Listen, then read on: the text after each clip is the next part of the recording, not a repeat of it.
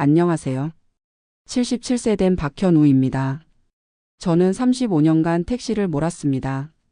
22살에 택시회사에 들어가서 73살에 은퇴할 때까지 51년을 운전대를 잡고 살았죠.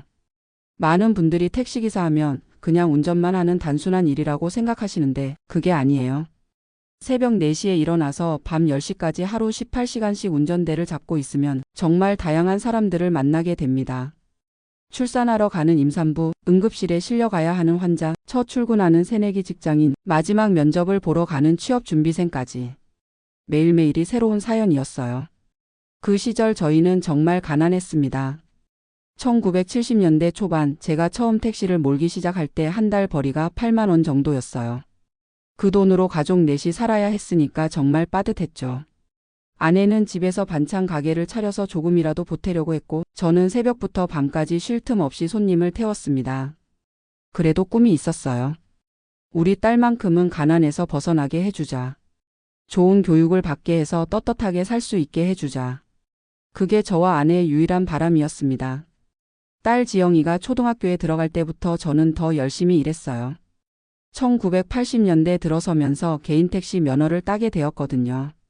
그때부터는 정말 미친 듯이 일했습니다. 하루에 20시간씩 운전해도 지치지 않았어요. 딸을 위해서라면 뭐든 할 수 있었거든요. 지영이가 중학교에 올라가면서 성적이 정말 좋았어요. 선생님이 의대도 갈 수 있을 만큼 똑똑하다고 하시더라고요. 그 말을 듣고 정말 가슴이 뛰었습니다. 우리 딸이 의사가 될 수도 있다니, 가난한 택시기사의 딸이 의사가 될 수도 있다니. 그때부터 저는 정말 목숨 걸고 일했어요. 1990년대 의대 등록금이 한 학기에 300만 원이었거든요. 6년 동안 들어가야 하니까 1,800만 원, 거기에 생활비까지 하면 최소 3천만 원은 있어야 했어요. 당시 제 월 수입이 150만 원 정도였으니까 거의 2년치 벌이를 모아야 하는 돈이었죠. 하지만 포기할 수 없었습니다. 딸이 공부를 그렇게 잘하는데 돈 때문에 못 보낼 수는 없잖아요. 아내도 마찬가지 생각이었어요. 우리 부부는 정말 악착같이 모았습니다. 하루에 한 끼만 먹고 옷은 10년 넘게 같은 걸 입고 단 한 번도 외식을 하지 않았어요. 그렇게 모은 돈으로 지영이를 의대에 보냈습니다. 1995년 3월 딸이 의대에 입학하던 날을 지금도 생생히 기억해요. 입학식장에서 딸을 바라보는데 눈물이 나더라고요. 35년간 택시를 몰면서 꿈꿔왔던 순간이었거든요. 그 후로도 6년 동안 계속 지원했어요. 의대 공부가 얼마나 힘든지 알잖아요. 딸이 공부에만 집중할 수 있도록 용돈도 넉넉히 주고 필요한 건 뭐든 다 사줬습니다. 2001년 딸이 의사가 되었을 때 정말 가슴이 터질 것 같았어요. 우리 가문에 처음으로 의사가 나온 거예요. 가난한 택시기사의 딸이 의사가 된 거예요. 그 후 딸은 인턴, 레지던트 과정을 거쳐서 내과 전문의가 되었고 2005년에 같은 병원에서 근무하는 흉부외과 의사와 결혼했습니다. 사위 태준이를 처음 만났을 때는 좋았어요. 의사끼리 만나서 서로 이해하며 살 수 있겠구나 생각했거든요. 손자 지훈이가 태어나고 3년 후 지원이도 태어나고 정말 행복한 시간들이었습니다. 그런데 문제는 시간이 지나면서 시작되었어요. 사위가 저를 대하는 태도가 점점 이상해지더라고요. 처음에는 그냥 바쁘니까 그런가 보다 했는데 나중에 보니까 그게 아니었어요. 저를 무시하고 있었던 거예요. 병원에서 사위 동료들을 만나면 절대 저를 소개하지 않더라고요. 장인 어른이세요? 하고 물어봐도 그냥 지영이 아버지예요 하고 대충 넘어가 버리고. 가족 모임에서도 제가 뭔가 의견을 말하면 아버님은 잘 모르시니까 하면서 자르더라고요. 처음엔 제가 예민한가 싶었어요. 그런데 시간이 지나면서 확실해졌습니다. 이 사람이 택시기사인 장인을 부끄러워하고 있구나. 결정적인 사건이 2018년 추석 때 일어났습니다. 딸네 집에서 온 가족이 모여 차례를 지내고 있었는데 사위 부모님도 오셨더라고요. 사위 아버지가 대학 교수이시고 어머니도 고등학교 교장을 하셨던 분이에요. 그분들과 이야기를 나누는데 갑자기 사위가 이런 말을 하더라고요. 저희 장인 어른은 무능력해서 택시나 몰았지만 그래도 딸 교육만큼은 잘 시키셨어요.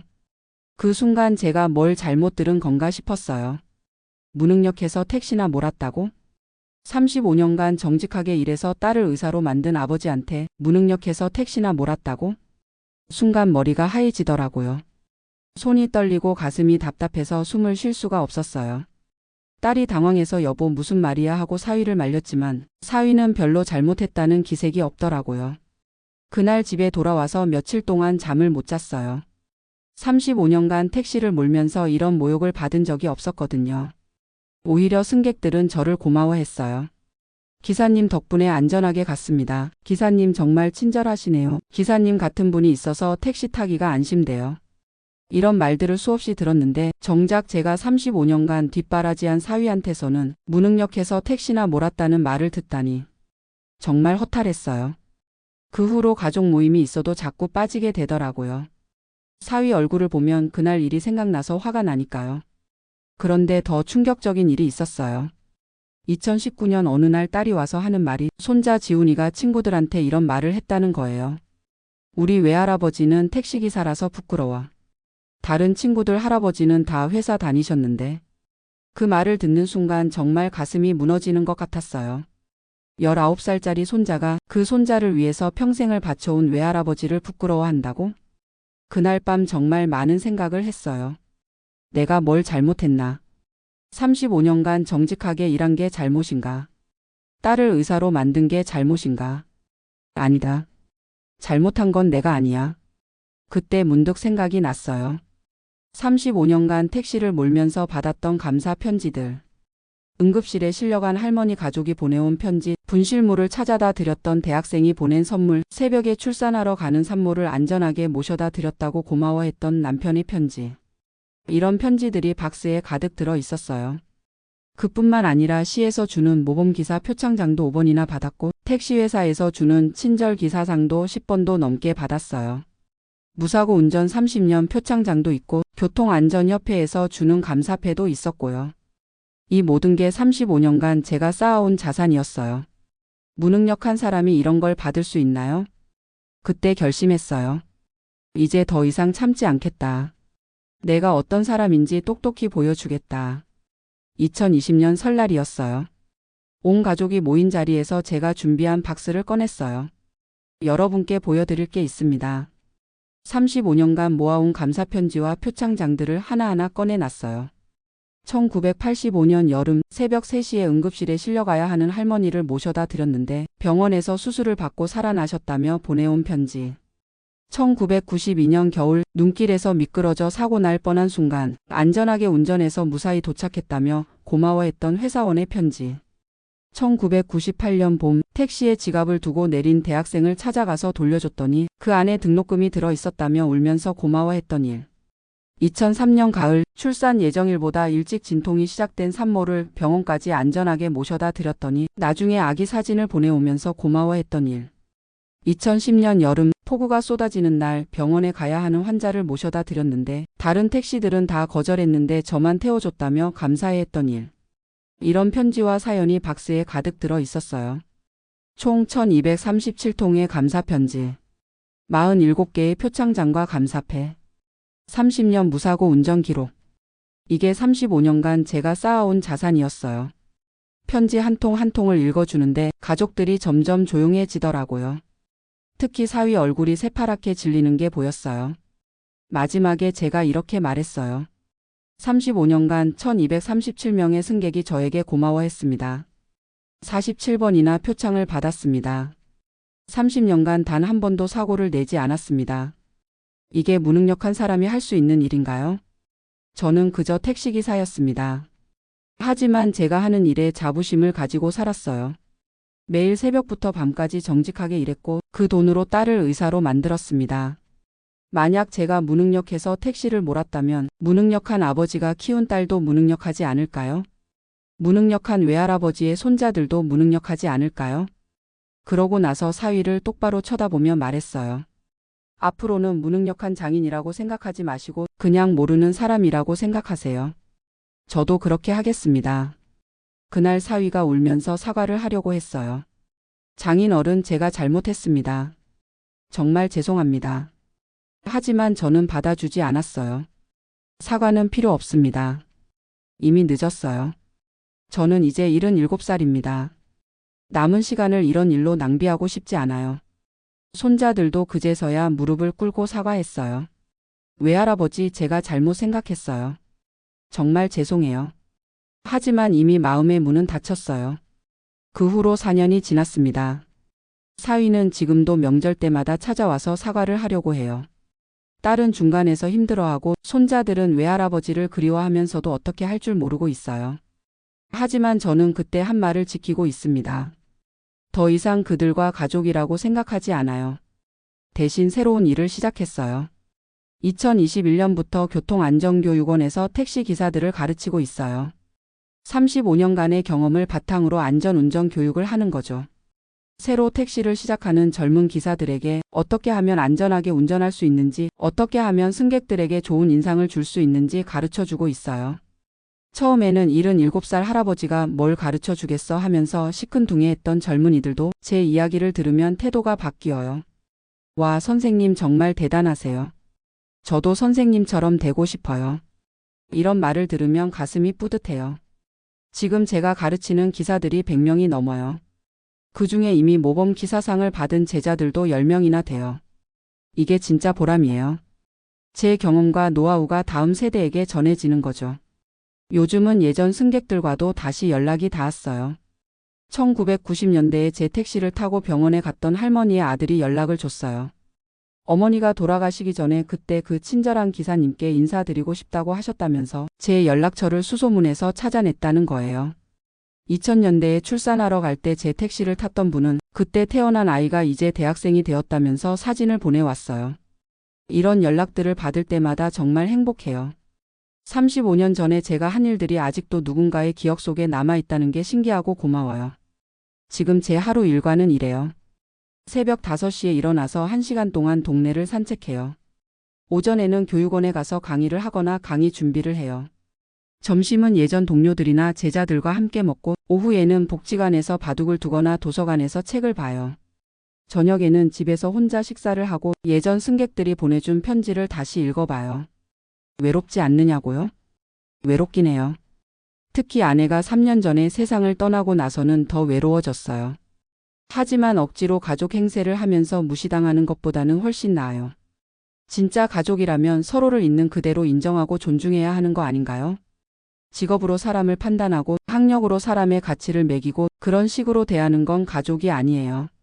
지금 딸은 가끔 와서 아버지 태준이가 정말 반성하고 있어요. 한 번만 용서해 주세요 하고 부탁을 해요. 하지만 제 대답은 항상 같아요. 지영아, 아빠는 이제 괜찮아. 새로운 삶을 살고 있어서 행복해. 굳이 과거로 돌아가고 싶지 않다. 손자들이 보고 싶지 않냐고요? 보고 싶죠. 특히 지원이는 아직 어린데 외할아버지가 왜 안 오시는지 모르겠다고 울기도 한다는군요. 그럴 때는 마음이 아파요. 하지만 그 아이들이 자라서 어른이 되었을 때 외할아버지가 왜 그런 선택을 했는지 이해하게 될 거예요. 사람은 직업으로 평가받는 게 아니라는 것, 정직하게 일하는 모든 사람은 존중받을 가치가 있다는 것, 그런 걸 배우게 될 거예요. 요즘 택시 업계도 많이 변했어요. 카카오 택시 같은 앱이 생기고 전기 택시도 늘어나고 예전과는 완전히 다른 시대가 되었죠. 하지만 변하지 않는 건 있어요. 승객을 안전하게 목적지까지 모셔다 드리는 것. 친절하고 정직하게 서비스하는 것. 이런 기본적인 가치들은 아무리 시대가 바뀌어도 변하지 않아요. 제가 지금 젊은 기사들에게 가장 강조하는 것도 이거예요. 여러분이 하는 일은 단순히 사람을 실어 나르는 게 아닙니다. 누군가의 소중한 시간을 책임지는 일이에요. 응급실에 가야 하는 환자, 면접을 보러 가는 취업준비생, 가족을 만나러 가는 사람들. 이 모든 분들의 소중한 순간들을 여러분이 함께하는 거예요. 그러니까 자부심을 가지세요. 여러분이 하는 일은 정말 가치 있는 일입니다. 이런 말을 해주면 젊은 기사들 눈빛이 달라져요. 처음에는 그냥 돈 벌려고 하는 일인데 뭘 그렇게까지 했던 친구들도 몇 달 지나면 선생님 말씀이 맞아요. 정말 보람 있어요 하고 말해요. 그럴 때가 가장 기뻐요. 제 경험이 다음 세대에게 도움이 되고 있다는 걸 느낄 때요. 지금 제 나이가 77세예요. 많은 분들이 이제 쉬셔야죠 하고 말씀하세요. 하지만 저는 아직 할 일이 많다고 생각해요. 택시 업계에 35년간 쌓아온 노하우를 전수해야 하고 젊은 기사들이 자부심을 가지고 일할 수 있도록 도와줘야 하고 무엇보다 택시기사에 대한 사회적 인식을 바꿔나가야 해요. 지금도 가끔 택시기사는 별거 아니야 하고 생각하는 사람들이 있어요. 하지만 그런 분들께 말씀드리고 싶어요. 한번 택시를 타보세요. 기사와 대화해 보세요. 그 사람이 어떤 삶을 살아왔는지, 어떤 이야기를 가지고 있는지 들어보세요. 분명히 생각이 바뀔 거예요. 택시기사도 누군가의 아버지이고 누군가의 남편이고 자신만의 꿈과 희망을 가지고 살아가는 사람이에요. 그냥 운전만 하는 게 아니라 매일매일 수많은 사람들을 만나면서 그분들의 삶에 작은 도움이 되려고 노력하는 사람들이에요. 제 이야기를 들으시는 분들 중에도 직업으로 인해 무시당하거나 상처받으신 분들이 계실 거예요. 그런 분들께 말씀드리고 싶어요. 당당하세요. 어떤 일이든 정직하게 성실하게 하시면 그 자체로 존중받을 가치가 있는 일이에요. 다른 사람들이 뭐라고 하든 신경 쓰지 마세요. 중요한 건 여러분이 자신의 일에 자부심을 가지는 거예요. 저는 35년간 택시를 몰았습니다. 그 35년이 제 인생에서 가장 자랑스러운 시간이에요. 수많은 승객들을 안전하게 모셔다 드렸고 어려운 상황에 있는 분들을 도왔고 정직하게 번 돈으로 딸을 훌륭하게 키웠어요. 이보다 더 자랑스러운 일이 어디 있겠어요? 비록 사위에게는 인정받지 못했지만 1237명의 승객들이 저에게 고마워했어요. 47번이나 표창을 받았고 30년간 무사고로 운전했어요. 지금은 100명이 넘는 제자들이 제 가르침을 받고 있어요. 이게 무능한 사람이 할 수 있는 일인가요? 아니에요. 이건 자부심을 가져도 되는 훌륭한 인생이에요. 앞으로도 계속 이 일을 하고 싶어요. 택시 업계 발전을 위해서, 젊은 기사들을 위해서, 그리고 택시기사에 대한 사회적 인식 개선을 위해서요. 나이는 그냥 숫자일 뿐이에요. 마음이 젊고 할 일이 있으면 언제든 새로운 시작을 할 수 있어요. 77살에 새로운 인생을 시작한 저처럼요. 여러분도 나이나 환경을 핑계로 포기하지 마세요. 여러분 안에는 여러분만이 줄 수 있는 소중한 가치가 있어요. 그 가치를 찾아서 세상에 나누어 주세요. 그게 바로 살아가는 이유 아닐까요? 마지막으로 하고 싶은 말이 있어요. 제 딸에게요. 지영아, 아빠는 너를 정말 사랑하고 자랑스럽게 생각한다. 내가 의사가 되어서 많은 사람들을 치료하고 있다는 걸 정말 자랑스러워해. 하지만 아빠도 35년간 많은 사람들을 도왔다는 걸 기억해줘. 아빠는 택시기사였지만 그 일에 자부심을 가지고 살았어. 내가 그걸 이해해주면 좋겠어. 그리고 태준이에게도. 이제 와서 사과한다고 해서 달라질 건 없어요. 하지만 적어도 앞으로는 사람을 직업으로 판단하지는 말았으면 좋겠어요. 특히 우리 손자들 앞에서는요. 아이들이 어른들을 보고 배우거든요. 마지막으로 손자들에게. 지훈아, 지원아. 외할아버지는 여러분을 정말 사랑해. 비록 지금은 자주 만날 수 없지만 언제나 여러분을 생각하고 있어. 여러분이 자라서 어른이 되면 외할아버지가 왜 이런 선택을 했는지 이해하게 될 거야. 사람은 직업이나 학력으로 평가받는 게 아니라 어떻게 살아왔느냐로 평가받는 거라는 걸 꼭 기억해줘. 여러분도 앞으로 어떤 일을 하든 그 일에 자부심을 가지고 성실하게 해나가면 돼. 그러면 외할아버지처럼 많은 사람들에게 고마움을 받을 수 있을 거야. 지금 저는 정말 행복합니다. 77세의 나이에 새로운 꿈을 가지고 살아가고 있어요. 매주 새로운 제자들을 만나고 그들이 성장하는 모습을 지켜보고 예전 승객들과 다시 연락이 닿아서 안부를 묻기도 하고. 이런 일상이 정말 소중해요. 가족의 인정을 받지 못해서 처음에는 속상했지만 이제는 오히려 다행이라고 생각해요. 억지로 관계를 유지하면서 스트레스 받는 것보다 진정으로 저를 인정해주는 사람들과 함께 지내는 게 훨씬 좋거든요. 요즘 제 주변에는 정말 좋은 사람들이 많아요. 35년 동안 함께 일했던 택시 동료들, 제가 가르치는 젊은 기사들, 복지관에서 만난 어르신들, 그리고 다시 연락이 닿은 예전 승객들. 이분들이 저의 진짜 가족이에요. 혈연으로 맺어진 관계가 아니라 서로를 인정하고 존중하는 마음으로 맺어진 관계들이죠. 이런 관계들이 훨씬 더 따뜻하고 의미 있어요. 얼마 전에 제자 중 하나가 모범 기사상을 받았어요. 시상식에 제가 참석했는데 그 친구가 단상에서 이렇게 말하더라고요. 이 상을 받을 수 있었던 건 박현우 선생님 덕분입니다. 선생님이 가르쳐 주신 대로 승객 한 분 한 분을 가족처럼 대했더니 정말 많은 분들이 고마워해 주셨어요. 그 말을 듣는 순간 눈물이 나더라고요. 제가 35년간 지켜온 가치들이 다음 세대에게 전해지고 있구나 하는 생각이 들어서요. 이게 진짜 보람이에요. 돈으로 살 수 없는 진짜 가치예요. 지금 제가 가르치고 있는 기사들 중에는 정말 다양한 사람들이 있어요. 대학을 졸업했지만 취업이 안 돼서 택시를 시작한 젊은이, 회사가 부도 나서 나이 50에 택시를 시작한 아저씨, 자영업을 했다가 실패해서 다시 시작하는 분, 은퇴 후에 용돈벌이로 택시를 시작한 어르신까지. 처음에는 다들 위축되어 있어요. 남들한테 택시기사라고 말하기 부끄러워요. 가족들이 창피해요. 친구들 만나기가 싫어졌어요. 이런 말들을 해요. 그럴 때마다 제가 해주는 말이 있어요. 부끄러워할 필요 없습니다. 여러분이 하는 일은 정말 소중한 일이에요. 매일매일 수많은 사람들의 소중한 시간을 책임지는 일이거든요. 그리고 제 이야기를 들려줘요. 35년간 받은 감사 편지들, 표창장들, 그리고 지금도 연락을 주는 예전 승객들 이야기까지. 그러면 다들 눈빛이 바뀌어요. 아, 정말 그렇네요. 저도 그런 택시기사가 되고 싶어요. 몇 달 지나면 정말 달라져요. 당당해지고 자신감이 생기고 승객들을 대하는 태도도 완전히 바뀌어요. 그러면 자연스럽게 좋은 평가를 받게 되죠. 선순환이 시작되는 거예요. 이런 변화를 지켜보는 게 제 인생 최고의 기쁨이에요. 제가 겪었던 아픔들도 이제는 이해가 돼요. 사위가 저를 무시한 것도, 손자들이 부끄러워한 것도 결국은 사회의 편견 때문이었거든요. 택시기사는 별거 아닌 직업이라는 편견, 학력이나 사회적 지위로 사람을 판단하는 편견.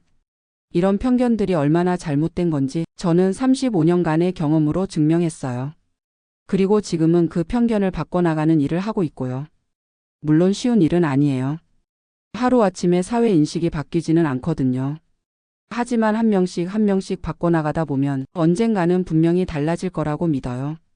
적어도 제가 가르치는 기사들만큼은 자부심을 가지고 당당하게 일할 수 있게 해주고 싶어요.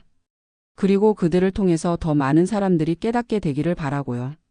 택시기사도 정말 소중하고 가치 있는 직업이라는 걸요. 지금 제 목표가 있어요. 앞으로 10년 안에 1000명의 택시기사를 가르치는 거예요. 그래서 그들 모두가 자부심을 가지고 일할 수 있게 하는 거예요. 1000명의 기사들이 각각 하루에 20명의 승객을 태운다고 하면 하루에 2만 명의 승객들이 좋은 서비스를 받게 되는 거죠. 1년이면 700만 명 이상이에요. 이렇게 한 명 한 명이 모이면 결국은 택시업계 전체의 이미지가 바뀔 거예요. 그리고 택시기사에 대한 사회적 인식도 달라질 거고요. 이게 제가 꿈꾸는 미래예요. 나이가 많다고 꿈을 포기할 필요는 없어요. 오히려 나이가 많을수록 더 큰 꿈을 꿀 수 있다고 생각해요. 경험이 많으니까 현실적인 방법을 알고 시간이 얼마나 소중한지 알기 때문에 더 절실하게 노력하게 되거든요. 저처럼 77세에 새로운 꿈을 가질 수도 있는 거예요. 여러분도 나이를 핑계로 포기하지 마세요.